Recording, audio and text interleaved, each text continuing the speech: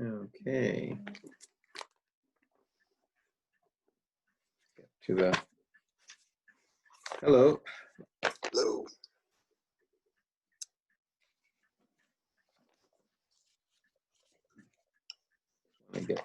There we go. Good Shabbos. Good Shabbos. Let me also see if I can. Yeah, okay. Now I see a good number of people.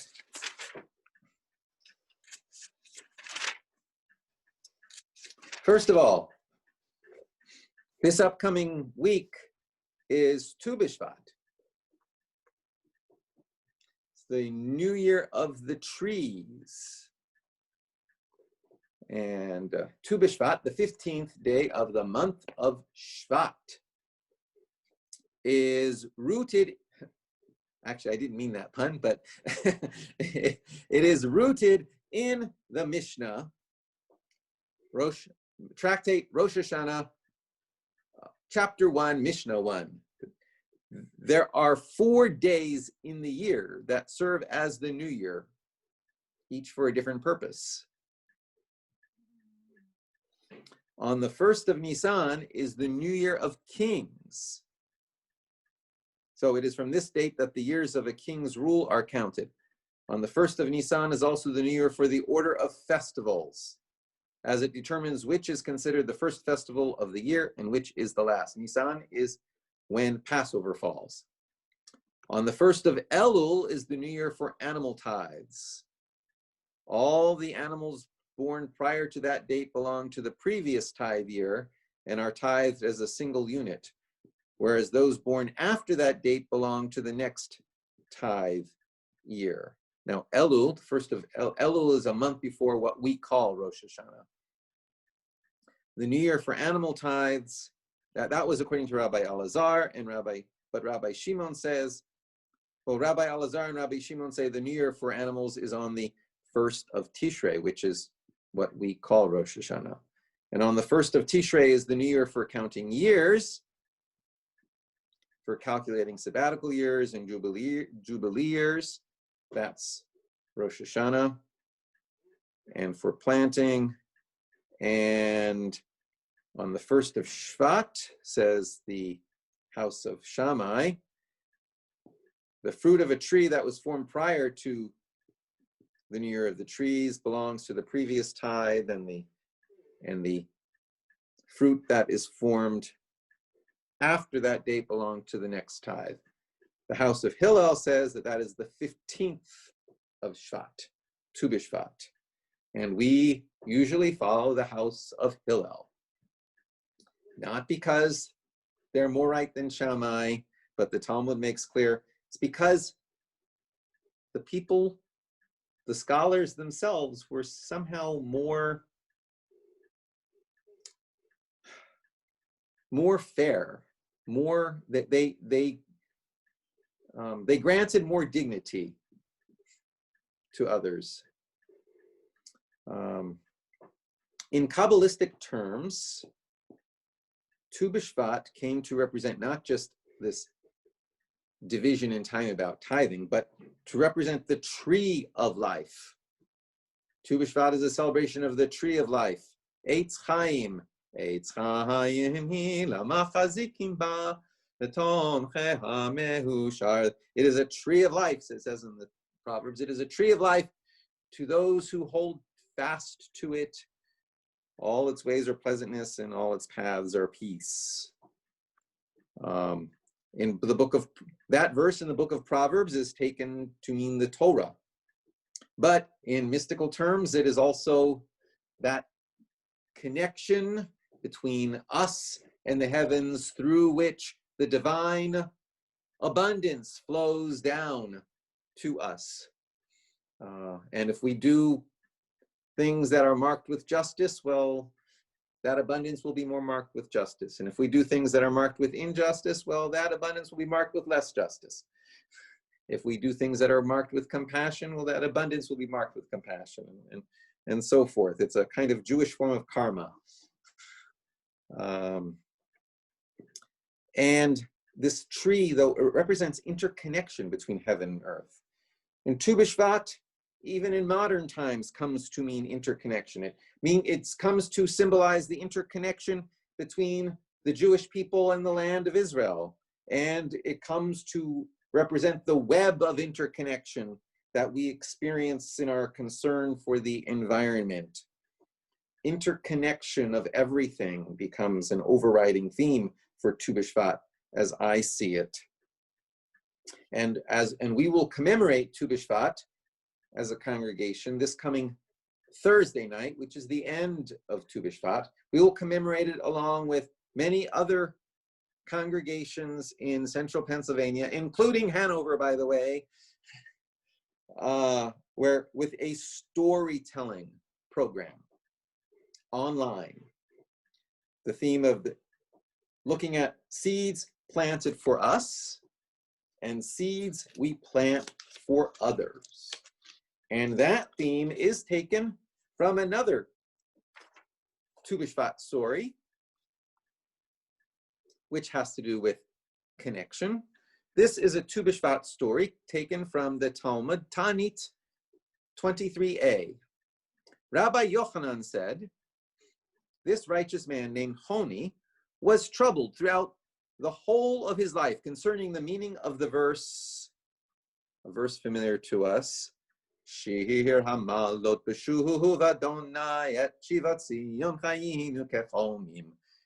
That's from Psalm 126, a going up song. When Adonai brought back those that returned to Zion, we were like dreamers. And Honi asks, is it possible for 70 years to be like a dream? Because being brought back from captivity, those that return to Zion, that's a reference to the Babylonian captivity, 70 years. So this verse of the Psalm says, when the Lord brought us back from captivity, we were like dreamers. Honi asked, is it possible for 70 years to be like a dream? How could anyone sleep for 70 years? One day, Honi was journeying on the road and he saw a man planting a carob tree. He asked, how long does it take for this tree to bear fruit? And the man replied, 70 years. Honi then further asked him, are you certain that you will live another 70 years? The man replied, I found already grown carob trees in the world. As my ancestors planted those trees for me, so I too plant these for my children. Hence, seeds we plant for others. Seeds that were planted for us, seeds we plant for others. The story continues. Honi sat down to have a meal, and sleep overcame him. As he slept, a rocky formation enclosed upon him, which hid him from sight, and he slept for 70 years. When he awoke, he saw a man gathering the fruit of the carob tree. And Honi asked him, are you the man who planted the tree? The man replied, I am his grandson. Thereupon Honi exclaimed, it is clear that I have slept for 70 years. He then caught sight of his donkey, which had given birth to several generations of mules, and he returned home.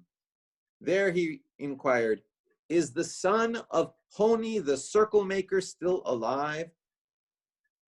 The people answered him, his son is no more, but his grandson is still living. Thereupon he said to them, I am Honi the circle maker. But no one would believe him.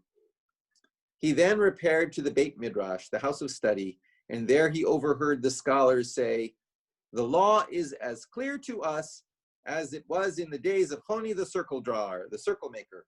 For whenever he came to the house of study, the Beit Midrash, he would settle for the scholars any difficulty that they had. Whereupon he called out, I am Honi. But the scholars would not believe him, nor did they give him the honor due to him. This hurt him greatly, and he prayed for mercy, and he died. Rabbi said, hence the saying, either companionship or death. Aside from the fact that this is a Jewish Rip Van Winkle story that well preceded Washington Irving. I also look at a lesson at the end of the story, either companionship or death, as a call to connecting with those most isolated, with those who are shut-ins, with those who are residents in a home. Residents in a home, there are two main issues that all of them wrestle with is us. The need for a sense of purpose and a need for a sense of connection, either companionship or death. The fact is that companionship is life extending. This, and also in this story, seeds planted for us, seeds we plant for others. This interconnection horizontally through community of the present and vertically throughout time is a major part of the meaning of Tu B'Shvat. Also, the interconnection of inner life and outer life. What happens inside of us affects what happens outside of us. What happens outside of us affects what happens inside of us. What we're feeling and thinking affects what we do. What we do affects what we're feeling and thinking. What we do affects what others are feeling and thinking and what they do. This is part of the power of prayer also. Prayer affects what we're feeling and thinking, and so will affect what we do. So will affect what other people do. Seeds planted for us, seeds we plant for others. We'll be telling these stories as part of our commemoration of Tu B'Shvat, which is all about connection. This week's Parsha is about interconnection in many ways. It is Parshat Bo, and begins with Exodus chapter 10, and begins, Vayomer Adonai el Moshe, Bo el Paro. Adonai said to Moses, go to Pharaoh, for I have hardened his heart and the hearts of his courtiers, in order that I may display these my signs among them, and that you may recount in the hearing of your children and of your children's children how I made a mockery of the Egyptians and how I displayed my signs among them, in order that you may know that I am Adonai. So Moses and Aaron went to Pharaoh and said to him, thus says Adonai, the God of the Hebrews, how long will you refuse to humble yourself before me? Let my people go that they may worship me. For if you refuse to let my people go, tomorrow I will bring locusts on your territory.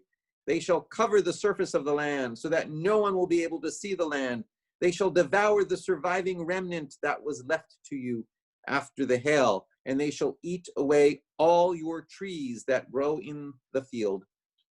Moreover, they shall fill your palaces and the houses of all your courtiers and of all the Egyptians, something that neither your ancestors nor your ancestors' ancestors have seen from the day they appeared on earth to this day.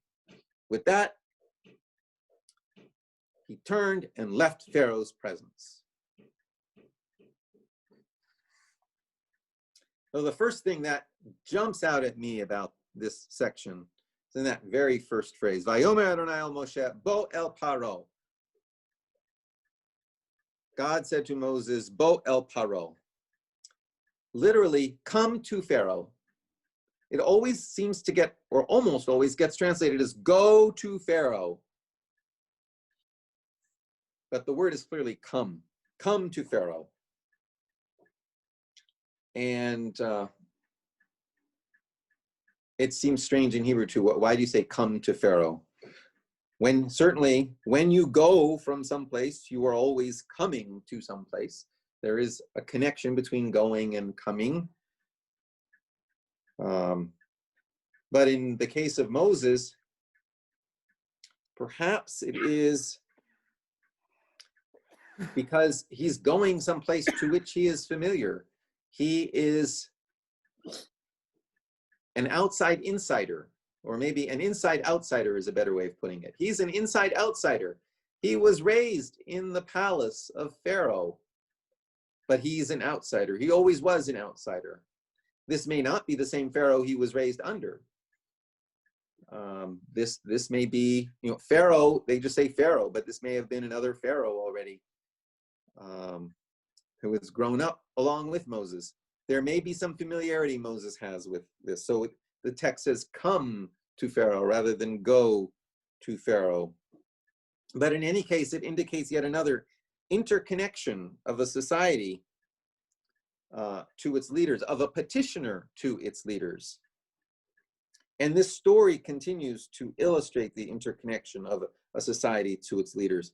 Pharaoh is told to let the people go, and his response is going to have a tremendous impact on the whole society. Pharaoh is told to let the people go. Over and over again, he is given warning, instructions, and signs. Yet he denies reality. He continues bargaining with reality. He is too arrogant to see and accept reality. He remains on a collision course with reality, and he brings great suffering upon his people and the entire society. Something like our recent experience, leadership denying reality all the time. Our recent experience, leadership denying science, which can be done when the consequences are a little less than immediate, like with climate change. But when the consequences are immediate, like a plague, whether it's 10 plagues or a pandemic, no matter of denial is ultimately going to be effective, and the whole population will suffer. How often have we asked over the last 4 years, how long until you humble yourself?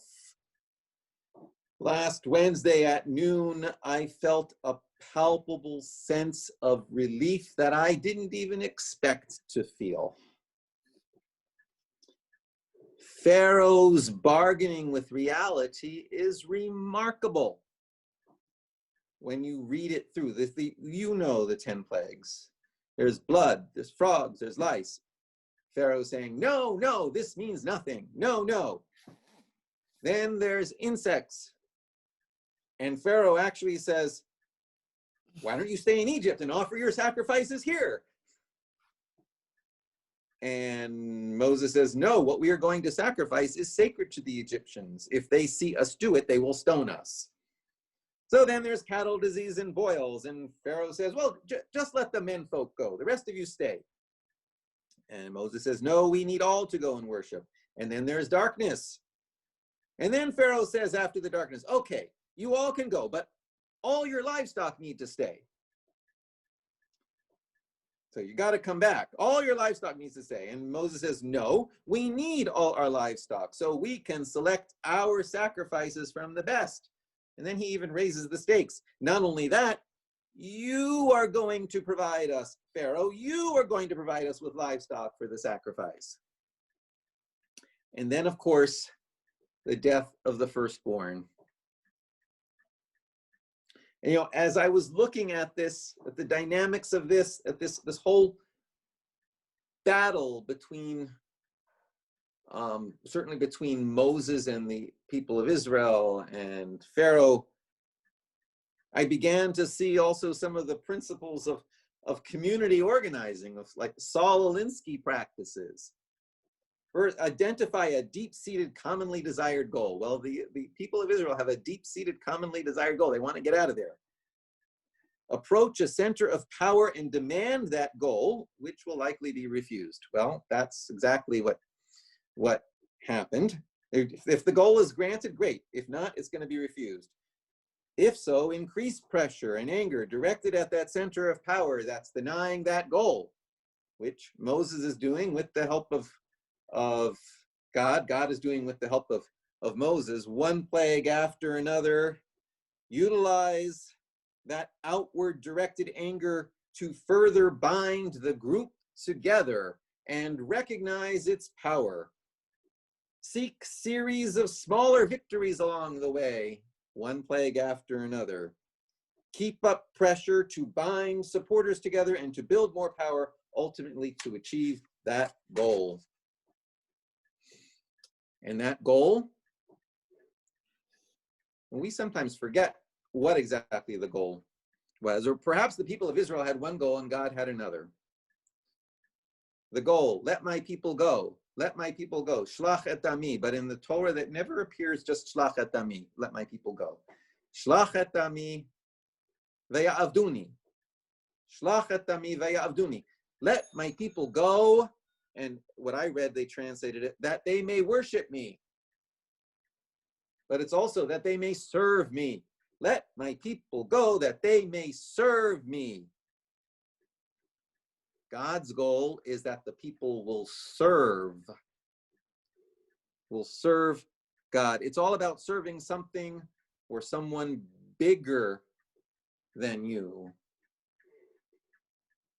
The Hebrew word for slave and the Hebrew word for servant, well, they're very interesting because it's one and the same word. So when we're reading this story in English, we're reading about the children of Israel being slaves in Egypt. And then when they leave Egypt, they are slaves no more. But it doesn't work that way in Hebrew. The children of Israel are avadim. They're avadim. Eved, slave or servant. The children of Israel are avadim to Pharaoh. And then when they leave, they're not avadim to Pharaoh anymore. Now they are avadim to God. They're still avadim. It's the nature of their servitude that has changed, and it is the object of the servitude that has changed. They're no longer avadim to Pharaoh, but now they're avadim to God. And this gets symbolized by our approach to God's mountain. And the mountain itself is another symbol of interconnection. Mountain. A mountain rises up from the ground up to the heavens like a tree, also connecting heaven and earth. The mountain connects heaven and earth. It's probably not coincidental that we meet God on a mountain. We go up and God can come down. It's a meeting place. It seems like we have two mountain traditions in our tradition. There's the mountain tradition of Sinai. The burning bush was on God's mountain. Moses is instructed to bring the people of Israel to God's mountain, the same place where that bush was. At God's mountain, we enter into a covenant. We receive Torah. And later, at the time of Elijah, when Elijah flees, he flees to the same mountain. This mountain in the wilderness. We, of course, have another mountain tradition in our which has been pointed out. Sometimes it almost looks like a separate tradition. It's the mountain of Zion, the mountain where the temple is built, the mountain in Jerusalem, the mountain that is the navel of the universe, the mountain which, according to Midrash, is where Jacob, when he has this vision of this ladder, this staircase going to heaven that is over that part of the mountain. It's over that, in that place. The mountain where Abraham nearly sacrifices Isaac. But mountains nonetheless, another expression of interconnection. My teacher, Art Green, has always suggests, whenever you see in our tradition this language of up and down, the upper worlds and the lower worlds, this connecting the upper worlds and the lower worlds, it's all metaphor. Translate it into the inner worlds and the outer world.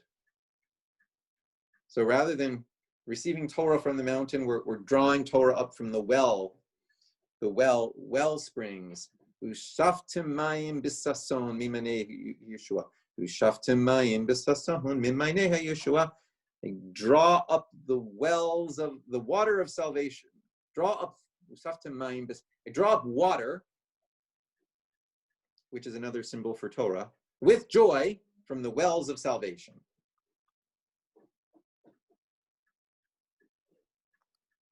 We have a tradition of remembering the coming out of Egypt each year at Passover.